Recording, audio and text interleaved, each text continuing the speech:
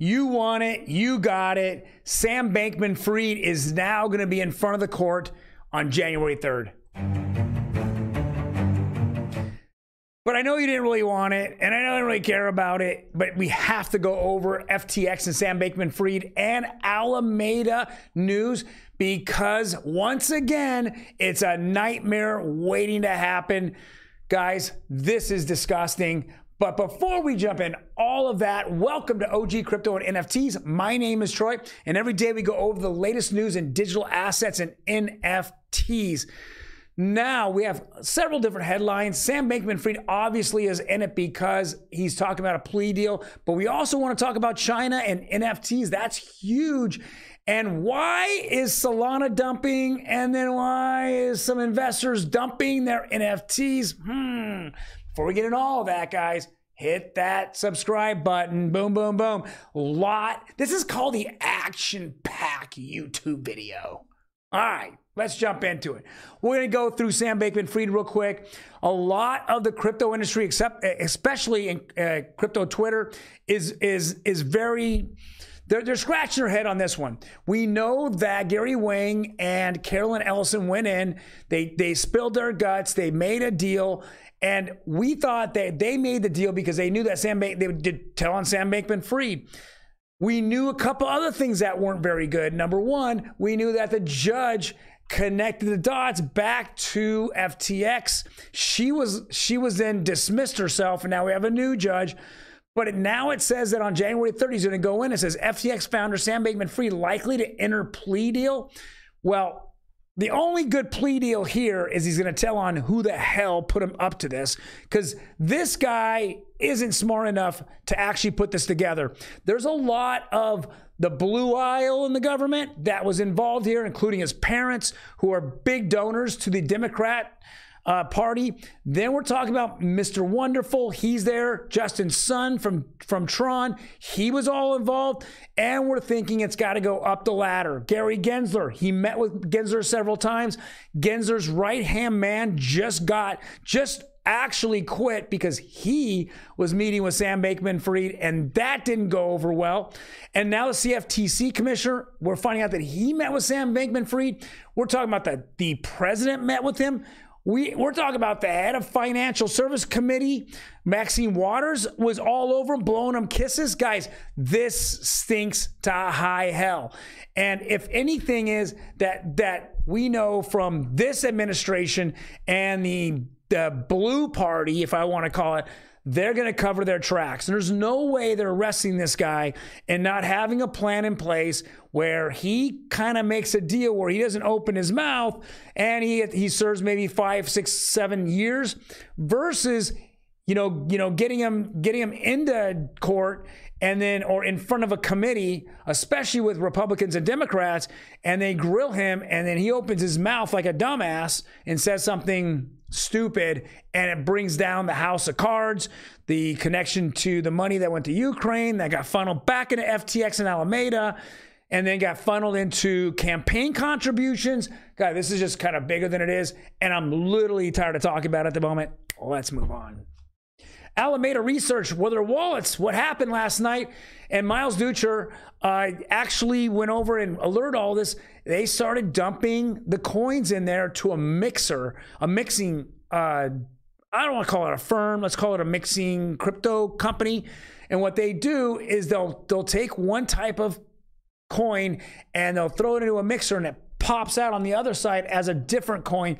It's a form of laundering. I shouldn't say the big L word there, but it could be laundering. But we saw it happen last night. They put it back into Bitcoin, something that Sam Bankman-Fried didn't hold any of. Why? Because he couldn't manipulate it. And that's why he didn't really hold that or Ethereum too much of either one of those, because he couldn't manipulate it. He manipulated the next coin that we're going to talk about is Solana, and that's why Solana is a complete joke. This just confirmed the fact that over the last 12 months, Solana has been pumping, and the VCs have been pumping and dumping this coin all over retail. Anyone promoting this is either being, in my opinion, they're being monetarily paid. There's something they're getting for it, because there's no reason why Solana should even be at $8.50 it is at today. There's no utility here. There's no disruption of real world, activities. There is, even the top 2 Solana NFTs left, it keeps going down. Their phone's a joke. There is nothing here. It's a speculative coin of all speculative coins. Where are you, Gary Gensler? Come on, brother. Where are you at? It's another pump and dump scheme on your watch, bro. All right, let's go bring in Emi, my assistant. We're going to talk about this. This is very interesting. Hey, Emi, how you doing? Hi, I'm good. How are you? Are you going to flip me off today? No. Promise. Yeah. Okay. Show fingers. All right, got all 5 of them. All right. So what happens at the end of the year? You owe taxes on your gains, right? Yes. All right. So what's the best way to offset that? Yes. You spend and buy stuff. No, you don't. You buy stuff. You friggin'. Sorry, you sell stuff. You dump your you garbage on there. So Logan Paul, who bought a Bored Ape for, what was that? A lot of money. $700,000 is worth what? Not much. Not much today. It's crazy. Well, right. In comparison, we'd say not. So if he needs a tax write-off, he probably wrote it all the way down to $700,000 loss. Mm-hmm. That loss goes against your taxes, and that's why a lot of people are selling off their totally worthless NFTs. Right? Because now you want to get all those losses in, offset all those gains. Not that 2022 was a bunch of gains, right? What a funny headline for The Guardian to pick. Yes. Totally Investors convert totally worthless NFTs into tax write-offs. And what's kind of funny is that a Bored Ape? Or it might be just a wannabe ape? Yeah. I think it's a wannabe ape. Yeah.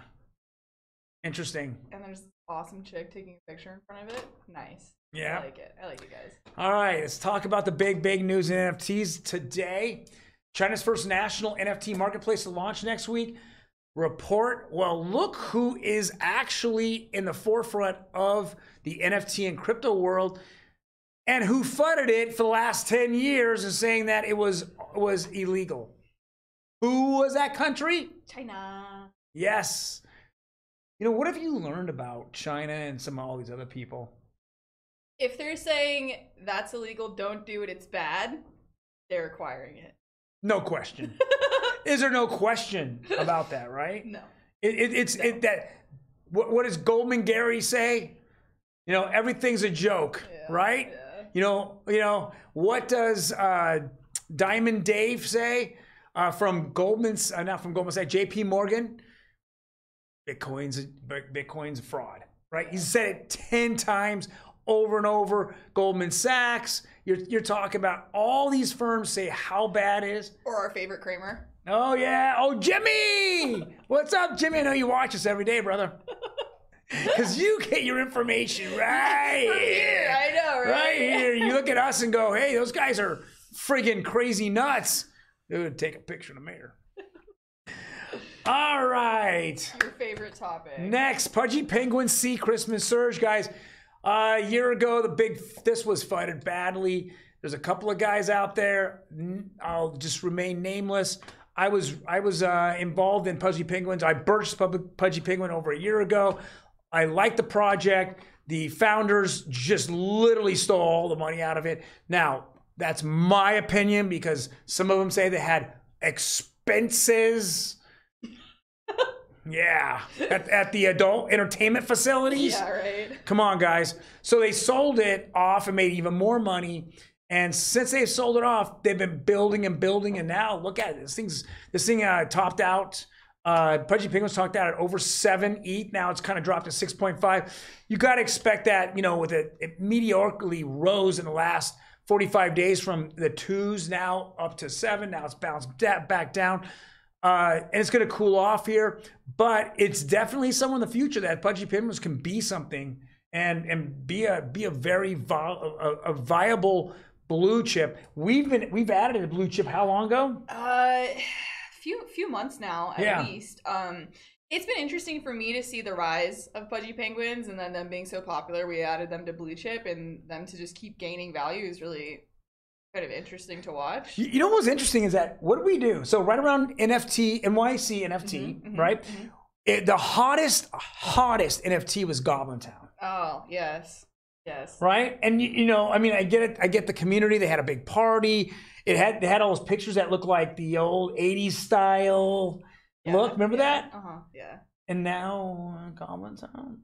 Yeah, they slid off the map. They slid off the map. Yeah. In fact, disappeared. We added Pudgy Penguins. And since we've added the Pudgies, they've gone crazy. Yeah, they've done really well. It's interesting to watch the numbers every week. Yep. So it's exciting for any holder of Pudgy Penguins, guys. That's where you want to be. Will Pudgy Penguins be the NFT collection of 2023? I think it's very possible and even probable. Yeah, for sure. I mean, you know, we're not going to talk about Bored Ape, but we're talking probably maybe teens. Yeah, I feel like Pudgy Penguins is like, it's like the breakout community of the year. It's like the nobody who came a somebody, and everybody's watching her again. Somebody's thinking something. Yeah, for sure. All right, guys. I know we've lasted a little too long here. If you watch us to the end, hit that like button. Bing, bing, bing, bing. Otherwise, come on, get the like button up, lady. This is the wrong frame. Oh, sorry, my guys. God. I'll add the like button to this one too. You guys have a fantastic day, and we will see you mañana. Bye.